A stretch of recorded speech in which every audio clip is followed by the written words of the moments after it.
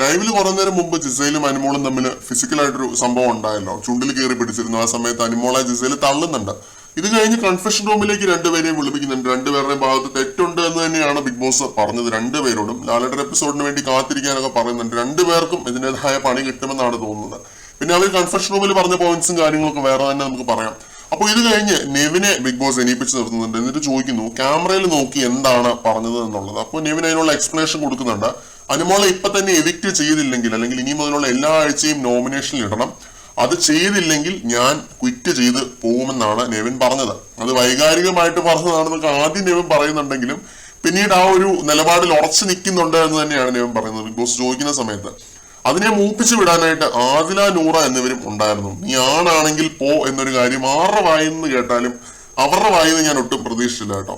അത് അവരെന്തിനു വേണ്ടിയാണ് ഈ സ്റ്റാൻഡ് ചെയ്യുന്നതെന്നുള്ളതിന്റെ ഒരു സംഭവം അല്ല അവിടെ കണ്ടത്. ഈ ആണാണെങ്കിൽ പോന്നൊക്കെ ഉള്ള രീതിയിലാണ് പറഞ്ഞത്. അത് പുള്ളിയുടെ ഒരു മെയിൽ ഈഗോയെ ട്രിഗർ ചെയ്തിരിക്കണം.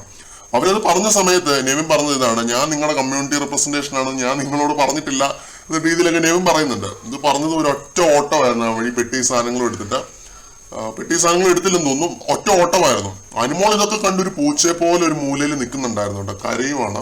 ഇത്രയും വലിയൊരു പ്രശ്നം താൻ കാരണം ഉണ്ടാവുമെന്ന് അനുമോൾ ഒട്ടും പ്രതീക്ഷിച്ചിട്ടുണ്ടാവില്ല. ഷോക്ക്ഡ് ആയിട്ട് നിൽക്കുന്ന കാഴ്ചയാണ് കണ്ടത്. പിന്നെ ആദില, നൂറയുടെ ഒരു സപ്പോർട്ടും ഒട്ടും പ്രതീക്ഷിച്ചിട്ടുണ്ടാവില്ല അനുമോള്. ഇതിനകത്ത് സത്യം പറഞ്ഞാൽ ജിസയിലും അനുമോളും തമ്മിലുള്ള മറ്റേ തുടക്കത്തിലെ സെയിം പ്രശ്നങ്ങൾ തന്നെയാണ് നെവിനെ പുറത്തേക്ക് നയിച്ചത്. എന്തായാലും നെവിൻ പൂർണ്ണമായിട്ടും പുറത്തായി എന്ന് ഞാൻ വിശ്വസിക്കുന്നില്ല. നെവിനെ സീക്രട്ട് റൂമിൽ അടയ്ക്കാനുള്ള എല്ലാ സാധ്യതകളും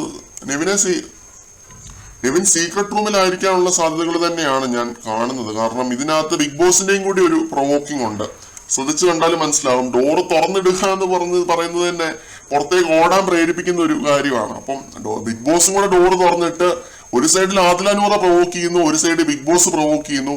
പിന്നെ ഇങ്ങനെയൊക്കെ ആവുമ്പോൾ ആരാണെങ്കിലും പുറത്തേക്ക് പോകുന്നേ എനിക്ക് തോന്നുന്നുള്ളൂ. അപ്പോ മിക്കവാറും നെവിനെ കൺവിൻസ് ചെയ്ത് തിരിച്ചു വിടാനായിട്ടുള്ള സാധ്യതകളാണ് കാണുന്നത്. കാരണം ഈ ഒരു സീസണിൽ നല്ല രീതിയിൽ തന്നെ എന്റർടൈനിങ് കോണ്ടന്റുകൾ പുറത്തേക്ക് വിട്ടിട്ടുള്ള ഒരു കണ്ടസ്റ്റന്റ് ആണ് നെവിൻ. നെവിന്റെ ഓരോ കാര്യങ്ങളും പ്രേക്ഷകർക്ക് കാണാൻ വളരെയധികം ഇഷ്ടമാണ്. നെവിന്റെ സംസാര ശൈലിയാണെങ്കിലും, നെവിന്റെ ഒരു ബോഡി ലാംഗ്വേജ് ആണെങ്കിലും, കാര്യങ്ങളാണെങ്കിലും എല്ലാം തന്നെ നെവിൻ അവിടെ ഒരുപാട് കാര്യങ്ങൾ ഇനി ചെയ്യാൻ ബാക്കിയുണ്ടായിരുന്നു. അങ്ങനെയുള്ള ഒരു കണ്ടസ്റ്റന്റ് 24ാമത്തെ ദിവസം പുറത്തേക്ക് പോകുന്നത് എനിക്ക് അത്ര നല്ലൊരു കാര്യമായിട്ട് തോന്നുന്നില്ല. അവിടെ പോകാൻ വേറെ ഒരുപാട് പേര് ഡിസേർവിംഗ് ആയിട്ടുള്ളവരുണ്ട്. ഈ പറയുന്ന നൂറ വരെ ഇപ്പോഴാണ് മിണ്ടി തുടങ്ങിയത്. അപ്പം നൂറയൊക്കെയാണ് സത്യം പറഞ്ഞ പുറത്തേക്ക് പോകേണ്ടത്. അവിടെ നെവിനെ പോലെ നല്ലൊരു മത്സരാർത്ഥി അവിടെ വേണ്ടത് തന്നെയാണ്. അപ്പോൾ നെവിനെ തിരിച്ച് ഹൗസിനകത്തേക്ക് വിടുമെന്ന് തന്നെയാണ് ഞാൻ പ്രതീക്ഷിക്കുന്നത്. നമുക്ക് കണ്ടറിയാം. കൂടുതൽ അപ്ഡേറ്റ്സുമായിട്ട് നമുക്ക് വീണ്ടും